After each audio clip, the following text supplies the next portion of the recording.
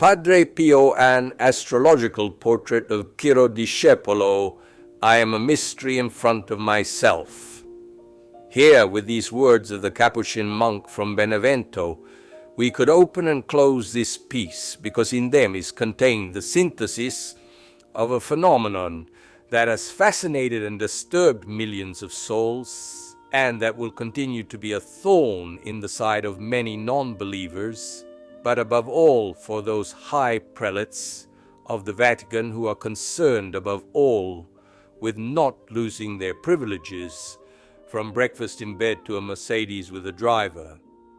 The chronicle of the facts related to Francesco Forgione, born in Pietrelcina on May 25, 1887, at 5 p.m., according to Renzo Allegri, who recorded a passionate chronicle in the book published by Mondadori, corresponds to the incredible, enormous suffering endured throughout the course of his entire life, made up of persecutions, accusations, slanders, trials, convictions, humiliations, the most burning that one can imagine. Many of the facts narrated by Renzo Allegri have been confirmed in a long article by Luigi Bernardi in Oggi and in many other writings and direct testimonies. When I began reading these chronicles, I knew that Padre Pio was born at 5 p.m. and therefore had the sun in the 7th house. But I immediately suspected, from the beginning of the study of testimonies and chronicles of his vicissitudes, that he must have had an exceptionally strong 7th house. In fact, what illuminated his entire life was love, a great love for others, for people, for the suffering, for all mankind. And the 7th house, very influential in a birth chart, can only be expressed in two directions, love or war. In our case, we also find Venus and the moon conjunct in Cancer, hence the direction of love. Having erected the chart for the precise coordinates of Pietrelcina, a small town in Sannio in the province of Benevento, which for poverty had nothing to envy to the Bethlehem of Christ, we find in fact an extraordinary stellium in the 7th house. Even 5 planets concentrated in a few degrees, Sun, Pluto, Mercury, Neptune, and Mars. His libido was all there. Above all, the conjunction Mars-Neptune-Sun represented his unshakable faith and directed the little Francesco towards a great vocation since he was little, with tones that could be defined as fanatical. He had ecstasies and apparitions already at the age of 5. At 9, his mother surprised him, flagellating himself with a chain and sleeping on the floor with a stone for a pillow. He was pure as a lily and ran away when he heard the other children swearing or blaspheming.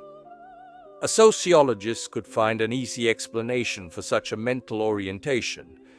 In a child from a village far from the world, without radio and television, without vehicles that could drag the centrifugal forces of a Gemelian spirit that, due to the very strong potential of his libido, that we could define as fanatic, was able to marry only in the transcendence and in the divine mysteries that represented the sublime in a rather squalid and above all very poor setting. Our ascendant is Scorpio, and this completes the picture.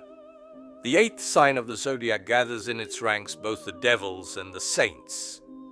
Padre Pio was a saint without quotation marks, independently of a discourse of faith in every manifestation of his Via Crucis.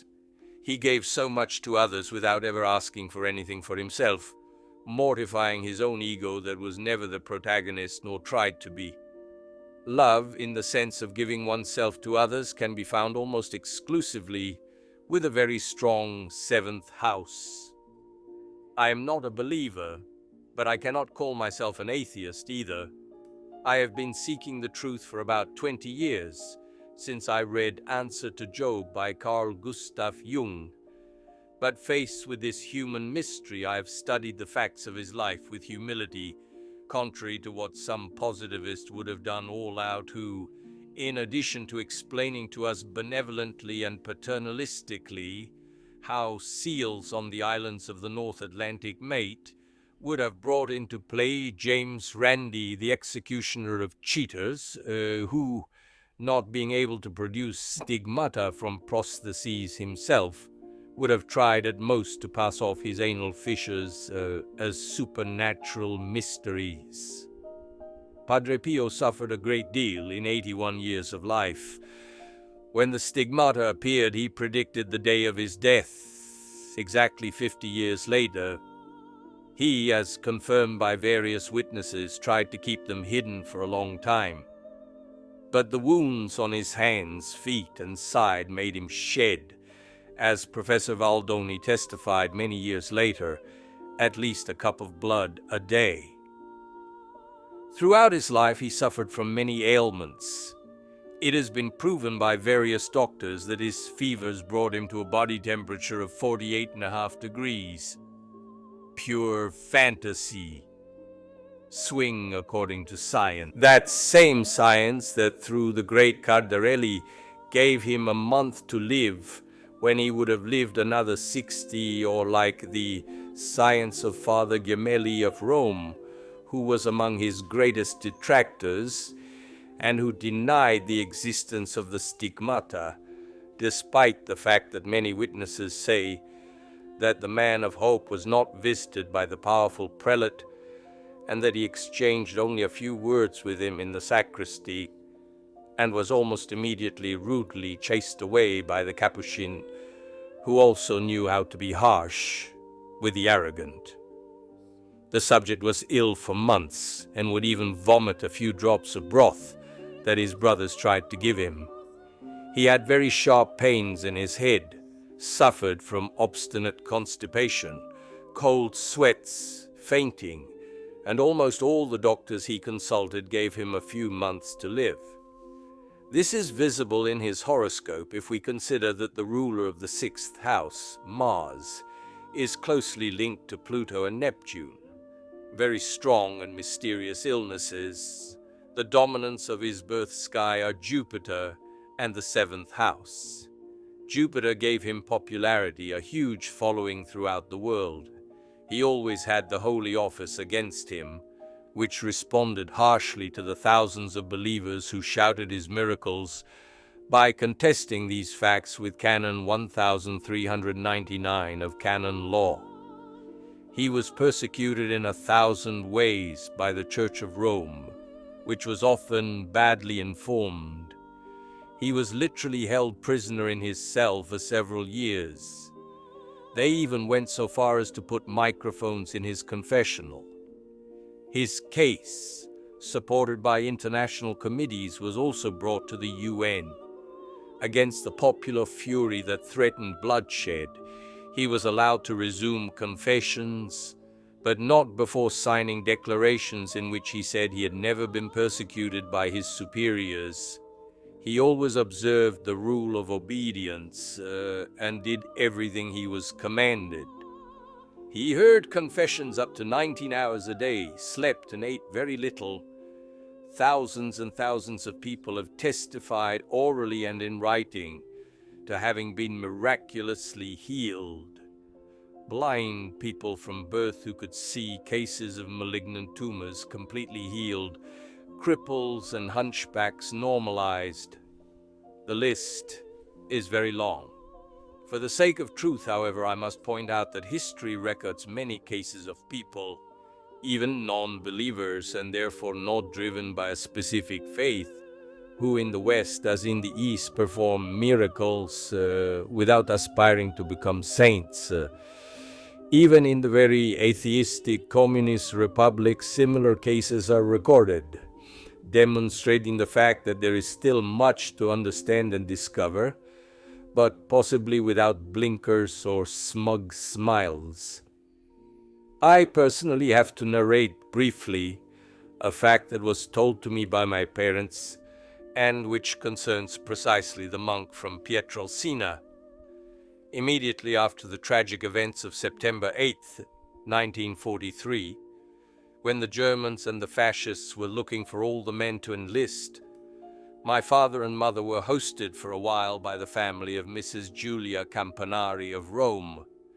With the Nazi fascists increasingly hot on their heels, my father and the young Sergio Campanari tried to cross enemy lines.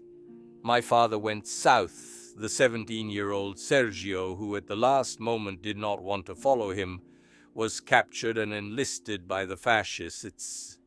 For years, his mother had no more news until she went to confess in San Giovanni Rotondo to Padre Pio. After hearing the story, he told her to go to a small cemetery in the Veneto, and there she would find the tombstone with the photograph and name of her son. And so it was. There were many public conversions of atheists who, after having been to him and after having harshly attacked him for years in the newspapers, became his spiritual children and went to swell the long line of his devotees, gathered in an international committee and always vigilant to protect the freedom of the Capuchin, who was condemned many times by the Holy Office and died without being rehabilitated. Karol Wojtyla is responsible for the beginning of a beatification process. It seems that Padre Pio, having met the young Polish man who had come on a pilgrimage from Rome, predicted that he would become Pope. It is also said that the same priest asked Padre Pio for help for a mother of 4 children who had been declared dead by doctors, and the chronicles collected by many observers, even lay people, say that in this case too there was a miracle. The dominant Jupiter in the 12th house is the lord of the 2nd, and explains rather exhaustively the rain of money that arrived in San Giovanni Rotondo from the faithful from all over the world. For this reason, Padre Pio obtained a dispensation from Rome, from the vow of poverty, and was thus able to directly administer these assets, creating one of the largest hospital complexes in the South. Meanwhile, his health conditions were getting worse and worse, and the ailments of the years and those specific to his solar sign were added to his usual ailments. On June 30, 1959, big names in medicine in consultation among themselves diagnosed him with a malignant lung tumor that, according to the news, disappeared completely after a few days. As already mentioned, he knew the date of his death and repeated it continuously. On September 23, 1968, at 2:30 in the morning, he passed away without a jolt, while yet another miracle was performed on himself. The stigmata disappeared immediately, and where the wounds that had made him suffer for 50 years had been, the doctors found only smooth skin without any trace of scars. It must be said that this stigmata remains perhaps the biggest mystery surrounding his figure. These wounds, as the doctors explained, could only degenerate by becoming infected or heal by scarring. Instead, they remained in the same state for 50 years. I don't know if they will make him a saint, and I can't even begin to explain the mystery of the supernatural facts that have been collected in thousands in dossiers that can hardly be demolished. And so I like to conclude by observing that his radiant photograph in a moment of serenity inspires in me the same feelings of goodness that inspired in me the frames with the face full of love of Rutger Hauer in the legend of the holy drinker of another good man, Ermanno Olmi, Ciro Discepolo, taken from the book Ritratti di Celebrità, Edizioni Ricerca 90, 1991.